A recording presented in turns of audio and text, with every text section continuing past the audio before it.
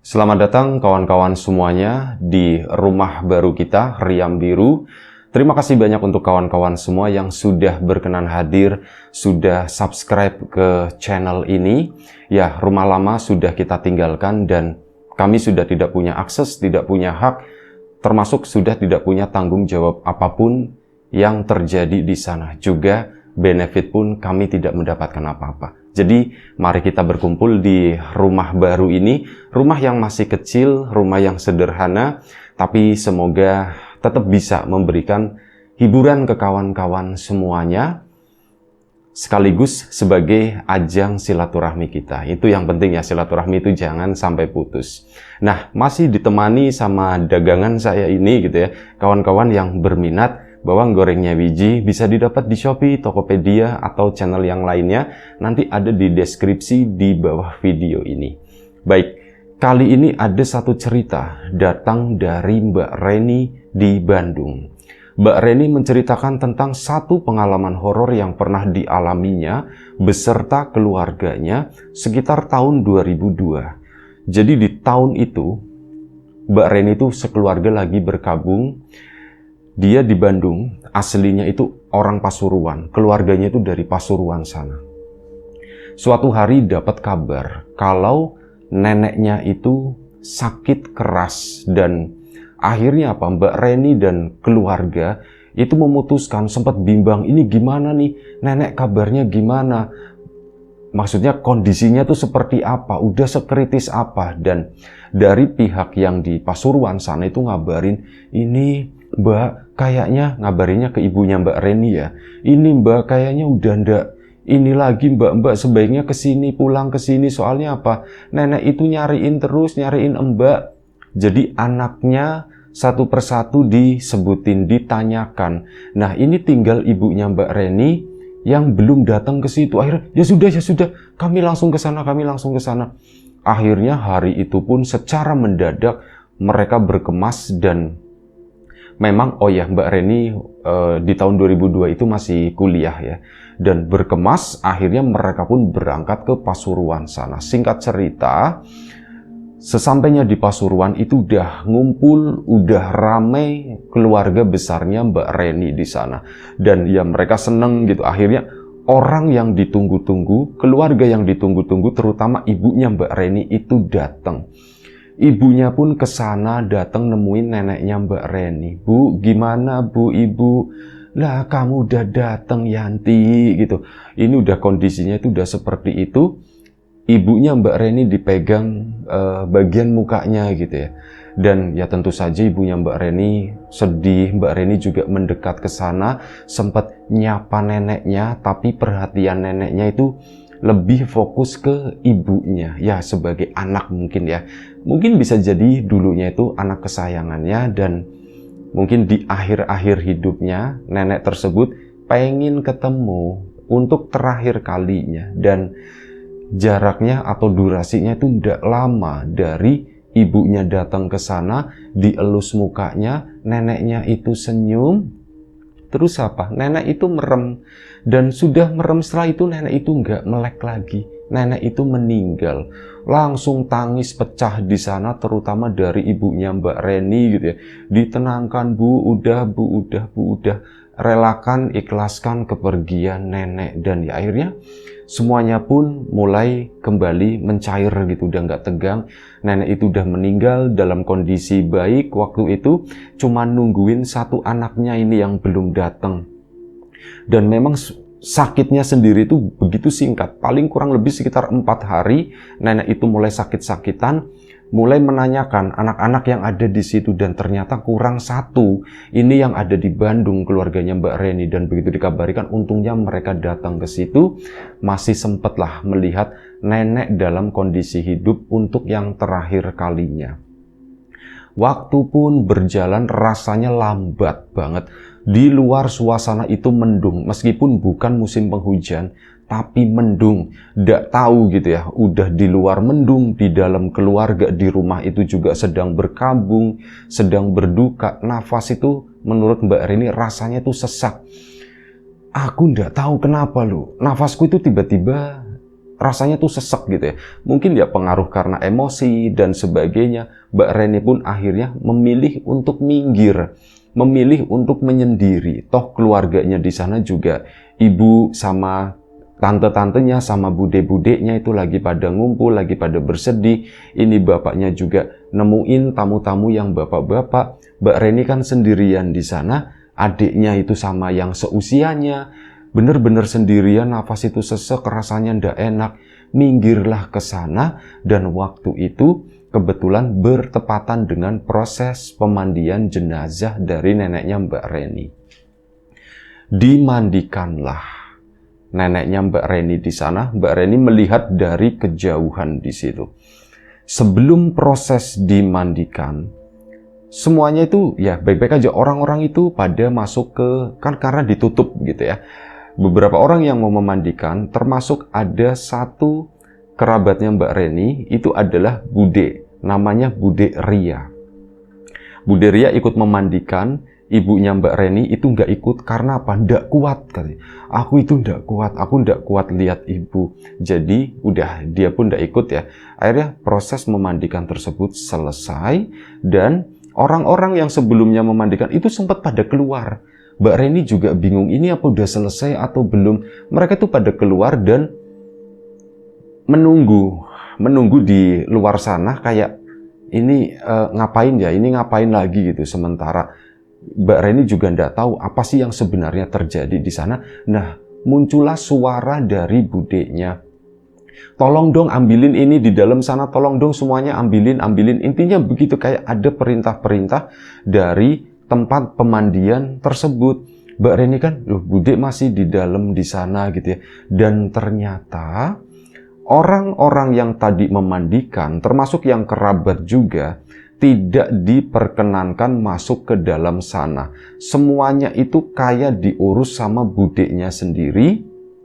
Dan Mbak Reni kan penasaran, akhirnya ini ada apa sih sebenarnya? Aku kan sebagai cucu gitu, berhak, mungkin boleh aku melihat ke sana. Dilongok begini secara diam-diam, Mbak Reni itu melihat Bude Ari lagi motong rambutnya nenek.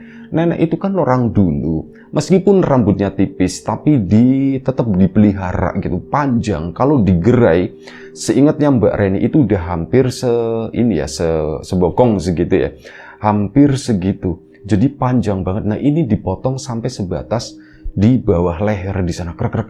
Mbak Reni kan, duh, kok nenek rambutnya dipotong seperti itu ya, buat apa? Dia kan ya nggak berani komplain karena memang nggak ngerti masalah tersebut. Dia lebih memilih tutup kainnya lagi dan mundur ke belakang. Setelah itu nenek itu diangkat untuk dibawa ke tengah ruang tengah sana, dan nanti itu kan akan dipakein baju ya, baju terakhir kali. Nah setelah itu Mbak Reni itu cuma diem di luar karena di sana di dalam ruangan lumayan cukup padat. Dia hanya muter-muter di sekitaran situ, sesekali nengok ke sana ya gitu, ikut melihat. Tapi ya pikirannya tuh terganggu. Kenapa ya? Kenapa Bude seperti itu? Dan Bude itu menjadi orang yang paling sibuk di sana. Seolah-olah apa yang dilakukan oleh budenya tersebut itu untuk nutupin apa yang dia lakukan. Bagian kepala dari neneknya tersebut itu kayak diambil alih. Sikapnya tuh aneh lah, pikirnya Mbak Reni. Kok Bude kayak gitu ya? Jadi kayak orang, udah Mbak biar aku aja, udah Bu biar aku aja, biar saya aja. Seperti itu. Orang itu kayak disingkir-singkirkan. Dan ya memang apa yang dilakukan oleh Bude Ari itu bener gitu ya. Proses pemakaian dan sebagainya. Untuk bagian bawah-bawah sana memang diserahkan ke orang, tapi di bagian kepala itu kayak Bude Ari yang menghandle. Dan di sana Mbak Reni, ya kata Mbak Reni, aku juga, ya aku belajar, aku kuliah, aku ndak bodoh-bodoh banget lah, aku mengerti gitu apa yang sedang terjadi di sana. Dilihat dari gerak tubuh atau gesturnya Bude itu seperti sengaja menutup-nutupi apa yang dilakukan sebelumnya, rambut nenek yang dipotong itu. Dan akhirnya Mbak Reni pun minggir, pikiranku udah lagi kacau gitu ya, nggak nyaman, sampai ketemu sama salah satu teman lamanya itu namanya Ayu, datang ke sana ikut ngelayat.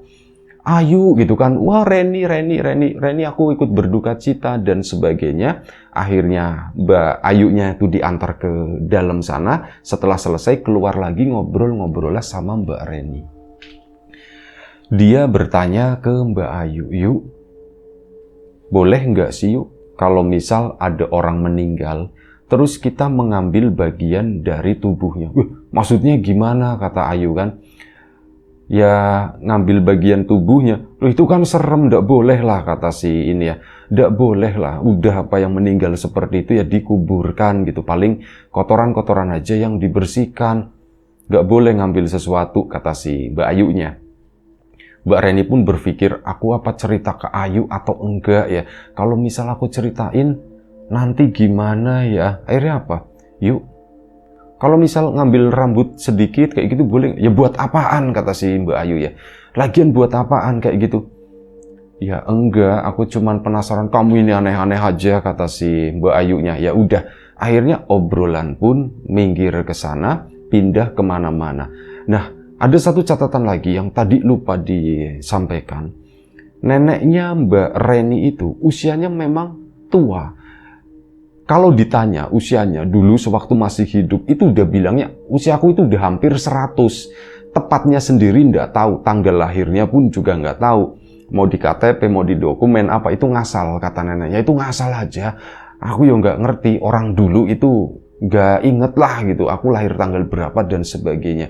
Cuman kata neneknya, ya usiaku itu udah hampir 100 dan itu bertahun-tahun yang lalu. Artinya saat nenek meninggal, usianya itu ya udah 100 lebih, dan di sana diomongin gitu ya.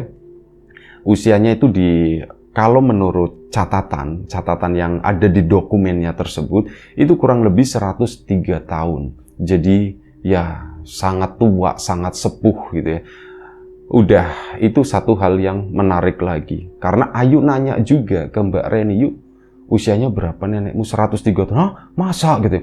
Iya 103, nenekku kemarin terakhir itu 90 berapa udah meninggal, kata si Ayu. Ini sampai 100 lebih, iya sampai 100 lebih. Nah udah kan, Mbak Reni itu udah, Ayu pun akhirnya proses pemakaman berlangsung. Ayu sama Mbak Reni pun ikut ke makam sana. Setelah selesai, warga kan pada ngumpul. Mbak Reni itu diem aja, dan kali ini Ayu yang nanya, Ren, aku itu masih terganggu dengan pertanyaanmu tadi. Pertanyaan yang mana, kata si Mbak Reni.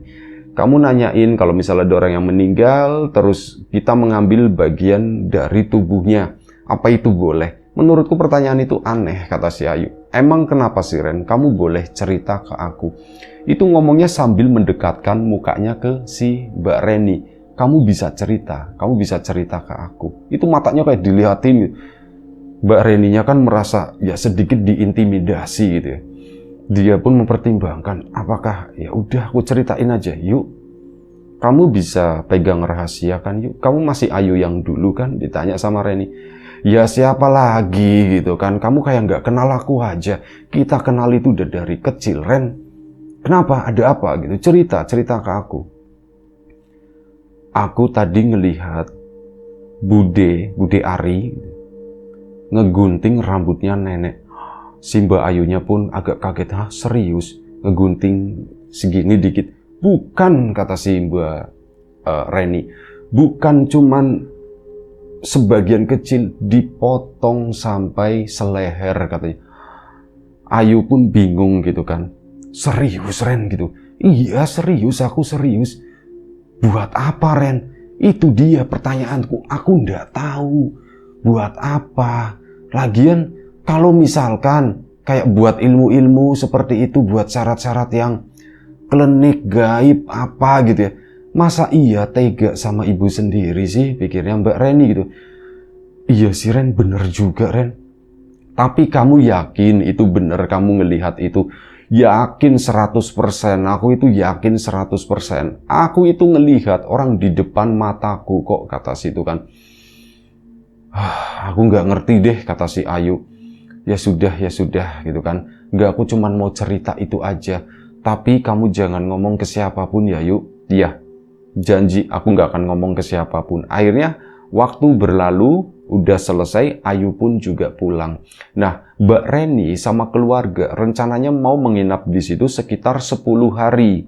Nanti biar dapat tahlilan selama 7 hari dan ya mungkin capek istirahat dan sebagainya, kurang lebih itu 10 hari lah akan tinggal di sana.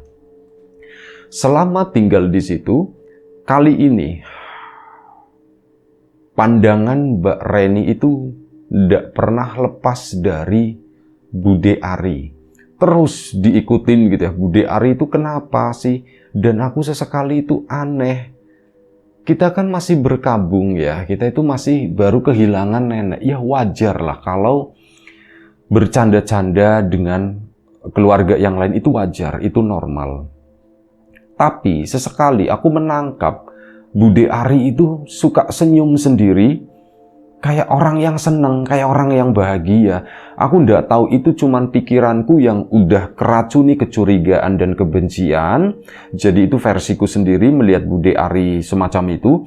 Atau memang aku benar-benar menangkap sesuatu yang nggak wajar kali ini. Ya, perang batin sendirilah.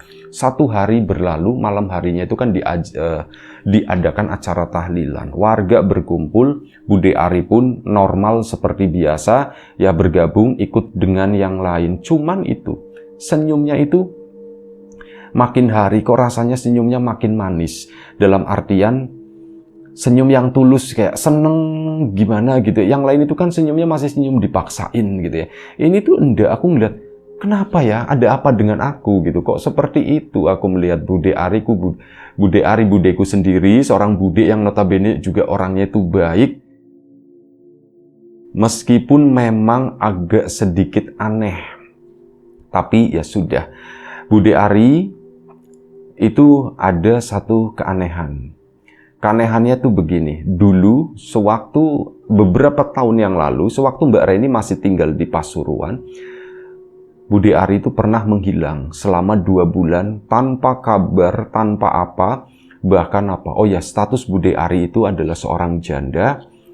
Dulu dia 2 bulan pergi ninggalin suami sama anaknya tanpa kabar apapun.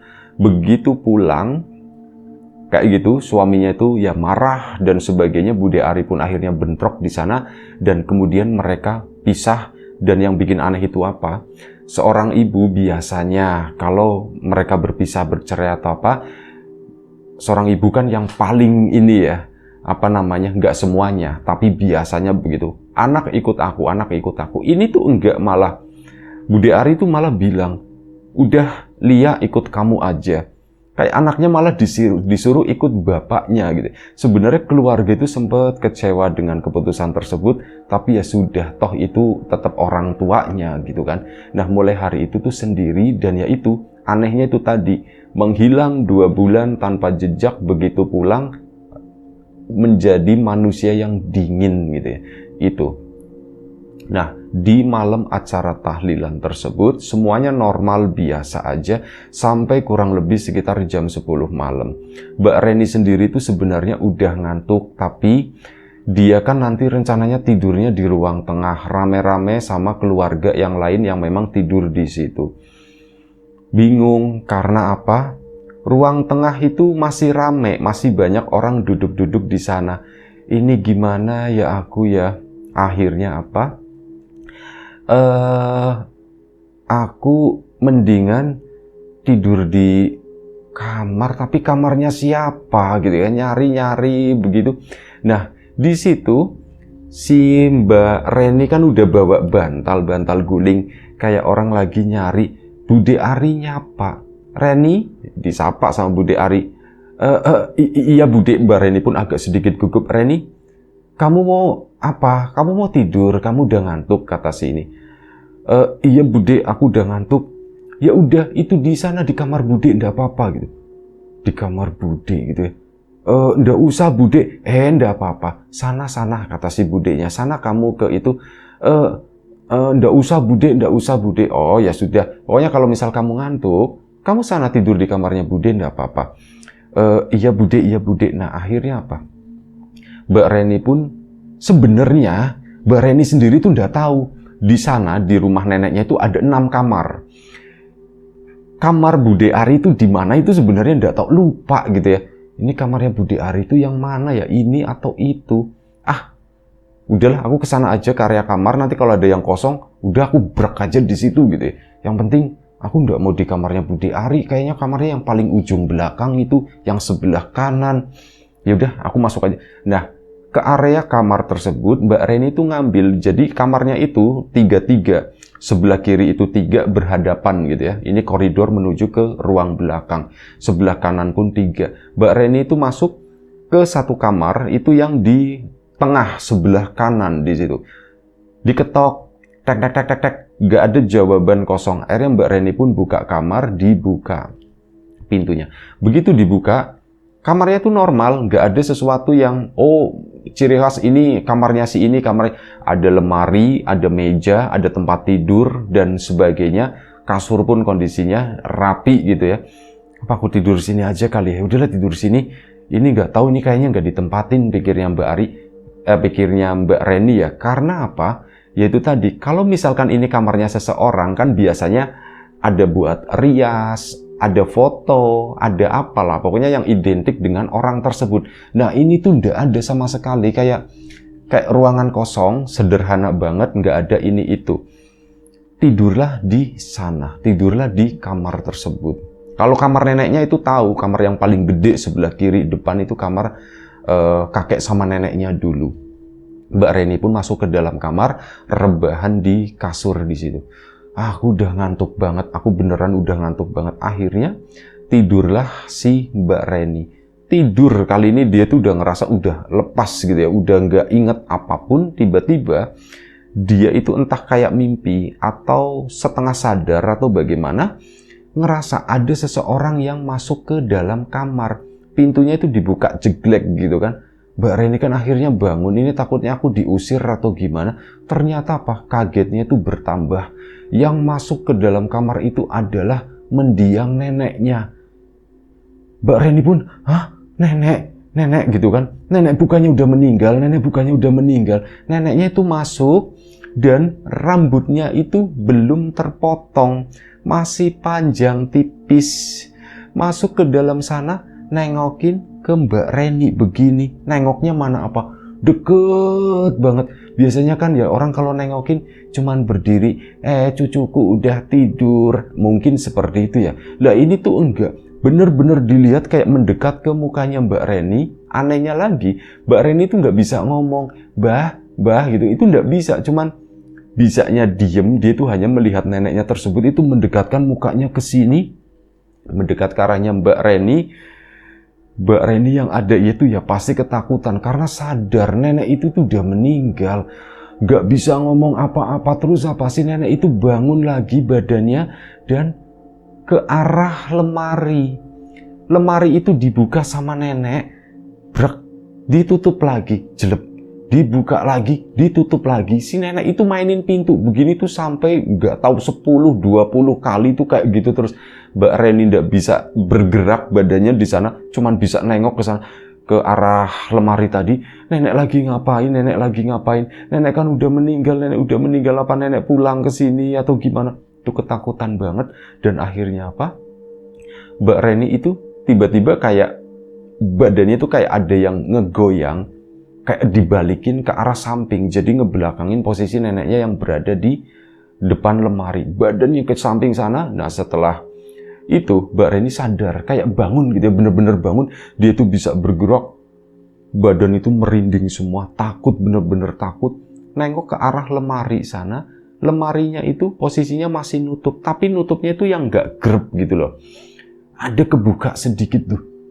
Perasaan aku masuk ke sini, lemari itu ya nutup. Ini aku mimpi atau memang beneran aku melihat nenek kesini? Ya rasa takut ya.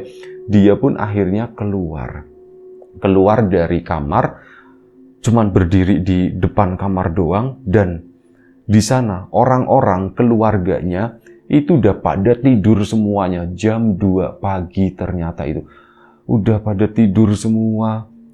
Terus aku tidurnya di mana gitu ya, nyari tempat. Aduh di sini cowok, aduh susah gitu ya, nyari tempat itu susah di situ. Apa aku tidur di kamar ini lagi ya? Udahlah dia, aku masuk kamar lagi, aku masuk kamar. Ayo Mbak Reni pun masuk balik lagi ke kamar. Dan dia itu penasaran dengan lemari tersebut. Akhirnya apa? Dibukalah lemari itu, di dalamnya itu ada rambut.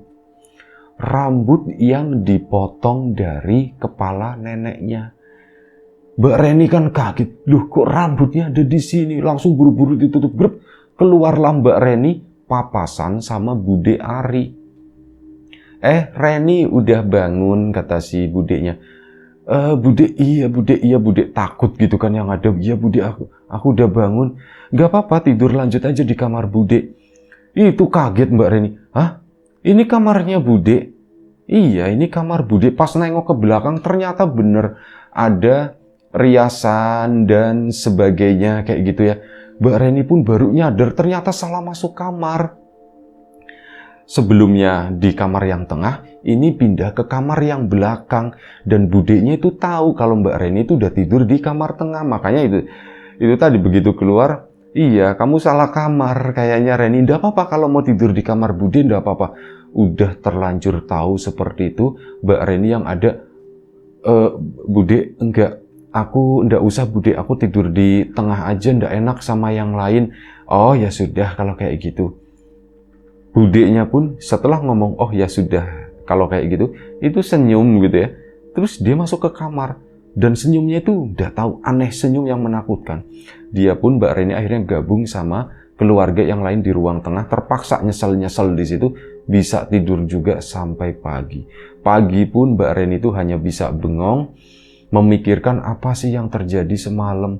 Aku pengen banget cerita sama ibu, tapi kira-kira gimana ya? Kebetulan hari itu memang ada satu momen Mbak Reni itu ngobrol sama ibu masalah urusan yang di Bandung di sana. Ren, kamu kuliah gimana Ren? Aku ndak apa-apa Bu, aku bisa minta izin kok, kata si Mbak Reni. Oh begitu, ya wis lah Bu, aku mau cerita katanya. Mau cerita apa? Bu, anu apa kalau nggak mau cerita ya udah, ibu sibuk ini mau masak buat acara malam. Ya sudah Bu, nanti aja gitu ya. Akhirnya sudah Mbak Reni pun minggir ke sana, keluar bantu-bantu apapun yang bisa dilakukan. Saat itu Mbak Reni, hari itu suasana mendung tapi memang tidak hujan. Ke arah samping rumah sepi di sana. Mbak Reni tiba-tiba melihat neneknya itu muncul. Pertama itu yang kelihatan itu cuma kaki doang, kayak orang yang lagi duduk kakinya itu diangkat-angkat begini. Itu kaki siapa ya? Kok kayak kakinya orang tua. Mbak Reni pun mendekat ke sana. Ternyata itu neneknya. Neneknya itu lagi nangis. Mbak Reni pun sempat, Mbah, lagi sawek nopo Mbah gitu. Mbah lagi apa di sini? Ren, rambutnya hilang. Rambutnya si nenek udah dipotong. Ren, rambutnya si Mbah kemana Ren? Rambutnya si Mbah kemana? Di situ baru nyadar Mbak Reni. Astagfirullahaladzim. Si Mbah kan udah meninggal. Nenek kan udah ndak ada. Dia pun akhirnya lari masuk ke dalam rumah sana. Nangis Mbak Reni di situ. Si Mbak kenapa ya? Si Mbak kok nyariin rambut? Bude Ari kok jahat banget seperti itu? Dan mulai saat itu Mbak Reni itu selalu diikutin sama sosok yang menyerupai neneknya. Dan dia tuh sering bilang, tiba-tiba misal lagi ngumpul ya sama yang lain bikinin kue gitu kan. Ren, rambut Simba mana Ren? Rambut Simba selalu dibegitukan. Hari itu tuh ada 2 atau 3 kali Simbanya itu tiba-tiba datang ke Mbak Reni. Ya akhirnya Mbak Reni pun satu takut ya. Kedua juga sedih dan waktu itu nangis. Dia nangis di luaran sana, matanya kan kelihatan sembab gitu. Ibunya itu datang, Ren, minta tolong beliin telur lagi. Mbak Reni nengok, loh kamu kenapa? Kamu kok nangis seperti itu? Bu, akhirnya tangisnya pecah lagi, Bu. Bu, aku ndak kuat, Bu. Aku ndak kuat. Loh, kamu kenapa? Kamu kenapa? Perasaan tadi tuh ndak ada apa-apa. Pagi tuh semuanya baik-baik aja. Kenapa? Kamu kenapa? Cerita sini sama Ibu cerita gitu ya. Akhirnya Mbak Reni pun cerita. Bu, aku didatengin nenek. Hah? Didatengin nenek? Iya, Bu. Aku didatengin nenek. Kenapa? Kenapa? Ada apa? Bu, tahu ndak Bu, aku mau cerita sama Ibu. Iya, cerita aja. Waktu acara pemandian nenek, aku itu ndak sengaja ngelihat Bude Ari itu motong rambutnya nenek. Langsung mulutnya si Mbak Ayu ditutup, Mbak Reni gitu, ditutup grup begini. Jangan keras-keras, kata si ibunya. Iya bu. Gimana ibunya tuh kayak orang bingung gitu ya. Kamu bener kayak gitu, kamu bener ngeliat itu. Iya bu, bener bu. Ah, kurang ajar, kata si ibunya. Katanya, sebentar ya Ren ya, sebentar. Bu, tapi aku takut bu, aku takut. Ya udah, terus gimana, kamu mau? Ibu pusing nih jadinya, kata si ibunya. Udah, begini aja, kamu beli telur dulu, kata si ibu. Iya bu, aku beli telur dulu. Lumayan gitu, pikirnya Mbak Reni juga untuk memecah ini ya. Akhirnya beli telur dan mampir ke rumahnya Ayu waktu itu. Yuk, temenin aku di sana, temenin aku, katanya. Loh, emang kenapa, katanya. Aku kan ada kerjaan. Yuk, kamu libur aja dulu, kata si Mbak Reninya. Udah, kamu libur dulu. Sembarangan, katanya, nanti yang ngegantiin siapa? Udah, enggak apa-apa, tak gantiin, kata si Mbak Reninya. Udah, yang penting tolongin aku ya. Oke, siap, kata si Mbak Ayu. Mbak Ayu pun akhirnya ikut pulang ke sana bawa telur. Ibunya itu udah nungguin. Ibunya tuh kayak ngasih kode gitu ya. Aku tuh mau ngobrol sama kamu, Ren, masalah rambut nenek yang itu. Dan Mbak Reninya nangkep hal tersebut ya. Bu, Ayu udah tahu kok bu. Ayu udah aku ceritain, katanya. Oh ya sudah kalau kayak gitu. Sini mana telurnya? Kamu tunggu sini ya. Ibunya ke sana, dipanggillah bapaknya Mbak Reni. Ada padeknya juga di situ, itu dipanggil.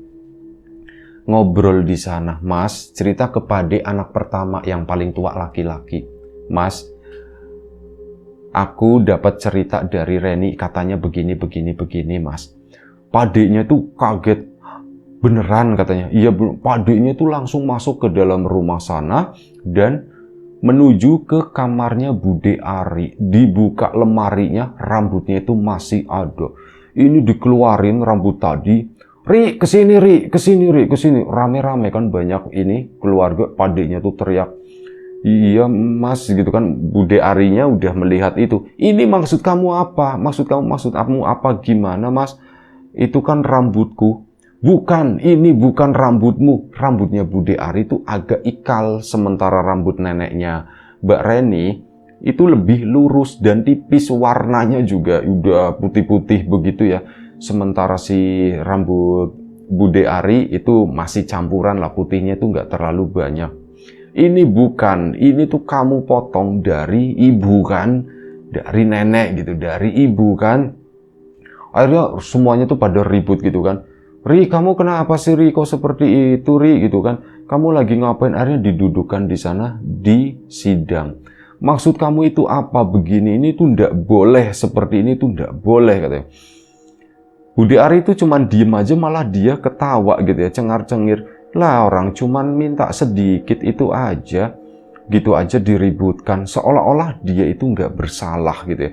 Dasar wong edan, kata si padenya. Jadi udah, orang-orang di sana itu nyebut Bude Ari itu sebagai, ya boleh dibilang kayak semacam orang gila gitu ya. Orang yang tingkahnya itu aneh, bermasalah juga itu ya, nggak tahu dengan pokoknya yang dilakukan itu memang aneh-aneh. Kamu itu ternyata belum selesai juga gitu ya. Kamu itu masih seperti itu, kata si pade. Nah, orang cuman sedikit doang gitu kan. Lagian itu juga punya ibu kan. Aku juga kangen sama ibu. Ya kamu kalau kangen tapi caranya nggak begini, nggak motong rambut seperti ini. Akhirnya udah ini dilupakan dulu ya, si padenya pergi nyari orang untuk konsultasi dan ya sudah dikuburkan aja di sana. Akhirnya ya mau nggak mau daripada makamnya dibongkar lagi, akhirnya dikuburkan di dekat situ. Di makamnya di sana itu kan masih gampang dikorek-korek, dikirimin doa dan sebagainya. Prosesi detailnya kurang tahu. Akhirnya rambut itu pun ditanam di sana.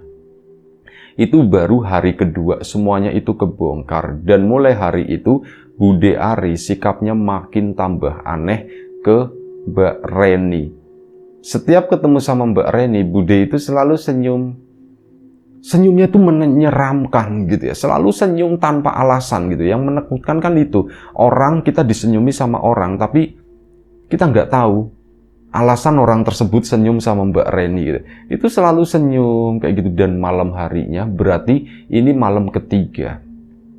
Malam ketiga Mbak Reni tinggal di sana, dia itu mengalami sesuatu. dia sekarang tidurnya kan bareng-bareng gitu ya, semuanya di sana. Bude Ari itu udah seperti orang yang dikucilkan, sendirian dan gak bantu apa-apa kali ini. Dia tuh kalau misal ada yang lain pada bekerja, dia tuh cuman duduk di pojokan di situ, cuman kayak ngeliatin doang. Nanti begitu ada Mbak Reni, diliatin Mbak Reninya dari atas sampai bawah, terus senyum, dikasih senyum. Itu tuh nyeremin gitu. Gak tahu, aku tinggal di sini di rumah nenekku sendiri, tapi rasanya itu gak nyaman, rasanya itu gak aman. Aku seperti lagi terancam sesuatu, pikirnya Mbak Reni. Akhirnya sudah, waktu pun berjalan dengan sikapnya Bude yang kayak gitu. Malam hari pun tiba malam ketiga. Malam hari itu kan tidur di ruang tengah di sana, tiba-tiba udah tertidur nih, jam 11 malam itu udah nggak ada yang melek, udah pada tidur semua. Bude Ari nggak tahu di mana. Mbak Reni pun tidur merasa aman dikelilingin sama orang-orang. Tiba-tiba apa, kakinya itu ada yang narik. Udah tertidur itu ditarik. Mbak Reni itu kebangun karena itu dia itu diseret-seret. Cuman ya itu tadi, dia nggak bisa teriak-teriak, tahu-tahu apa. Dia itu udah bergeser beberapa meter, 3 atau 4 meter, itu kakinya kayak bener-bener ditarik. Dan yang narik itu adalah Bude Ari. Cuman Bude Ari malam ini tuh beda banget. Dia tuh rambutnya tuh digerai. Rambutnya kan memang berombak, nggak keriting, berombak mengembang gitu kan. Digerai begini, itu narik si Mbak Reni sampai 3-4 meter. Setelah itu Bude pun lari tetap beberapa meter, dia berhenti. Terus putar badan balik gitu ya. Begitu balik badan, mukanya Bude Ari itu berubah. Mukanya itu warnanya jadi hitam kemerah-merahan. Di situ Mbak Reni teriak-teriak gitu kan. Papa, Bu, Bude, Pade gitu kan. Dipanggilin semuanya, bener-bener teriak-teriak. Akhirnya mereka kan pada bangun. Begitu bangun, sosok yang itu, yang Bude Ari tadi, dia itu tiba-tiba minggir dan naik ke atap. Bukan naik ke atap, ini kan yang lorong kamar-kamar. Di ujungnya itu kan ada kayak betonan gitu ya. Nah, dia itu naik ke sini, tek, nyampe di tengah. Setelah di tengah, badannya bergeser ke arah belakang tembok tersebut. Berarti di area belakang sana. Dan setelah itu ngilang. Si Mbak Reninya didatengin sama, Ren, kenapa Ren? Kamu kenapa Ren? Ya Allah, kamu kenapa gitu. Mbak Reni itu cuman bilang, aku ngelihat sesuatu, aku ngelihat setan tadi, aku ngelihat setan, kata si itu. Ya udah, kamu tenang. Itu kan sebagian bangun ya. Akhirnya ditenangin, dikasih air, bahkan dibaca-bacain doa sama padeknya gitu. Udah tenang, kamu tenang. Ada apa, kata si padek. Udah, yang lain lanjut tidur. Akhirnya meskipun pada kepo, tapi mata mereka seolah-olah itu merem. Yakin sih, kata Mbak Reni, sebenarnya mereka tuh pasti masih pasang telinga. Terus bilang, aku tadi ditarik Pade. Ditarik sama siapa? Sama Bude Ari gitu kan. Kurang ajar, dia tuh kemana? Ya aku nggak tahu. Dia naik ke situ, merangkak, terus ke sana Pade, kebalik itu Pade. Nah begitu kayak itu, Padenya pun nyusul ke sana, ke belakang. Begitu padenya ke belakang, nengok ke atas ya, di mana Bude Ari itu hilang. Ini Bude Ari itu lompat dari atas, jatohin padenya. Blok, semua yang ada di situ kan kaget, ngejerit. Semuanya itu yang perempuan itu ngejerit gitu. Ada satu yang ngejerit, yang dua yang pada ikut-ikutan, pokoknya ribut lah. Nah setelah ngejatuhin padenya tadi, Bude Ari itu lompat ke belakang sana, keluar ke area kebun dan gak kelihatan lagi. Pak D-nya itu kan kesakitan. Sampai ndak apa-apa mas. Enggak, aku ndak apa-apa gitu kan. Kenapa sih Mbak Ari itu kenapa? Kata ibunya Mbak Reni, yang Mbak Ari itu kenapa ya mas seperti itu? Akhirnya malam tersebut mereka pun ngobrol di ruang tengah di sana itu sampai pagi. Satu-satunya keluarga yang gak kelihatan, yang gak datang adalah Bude Ari. Dicari ke kamarnya, dicari ke belakang dan sebagainya, Bude Ari itu gak terlihat. Dan sepertinya memang ya tadi orang-orang itu kan pada melihat ya, dia ngejatuhin Pade itu mirip kayak Bude Ari, cuman lari ke arah belakang sana. Kita lanjut cerita ini nanti di episode selanjutnya karena ceritanya masih lumayan cukup panjang. Terima kasih untuk kawan-kawan semua yang udah kasih support, udah kasih dukungan apapun itu. kawan-kawan subscriber, kawan-kawan membership, kawan-kawan yang udah kasih support dalam bentuk super thanks, kawan-kawan yang udah ngasih like, udah nge-share ke yang lainnya, juga kawan-kawan yang udah ninggalin komentar, terima kasih banyak. Kawan-kawan yang sudah ngelarisin dagangan kami, bawang gorengnya Wiji juga, terima kasih banyak, sesuatu yang sederhana tapi sangat berharga buat kami. Doa terbaik dari kami untuk kawan-kawan semua, semoga selalu diberi kemudahan dalam hal apapun, termasuk kemudahan dalam hal rizki, yang sakit segera diberi kesembuhan, yang sehat tetap dijaga kesehatannya. Sampai jumpa di episode selanjutnya Riam Biru, rumah baru kita ini, tolong dibantu, tolong dihangatkan kembali. Terima kasih banyak, jaga kesehatan kawan-kawan semua. Assalamualaikum warahmatullahi wabarakatuh.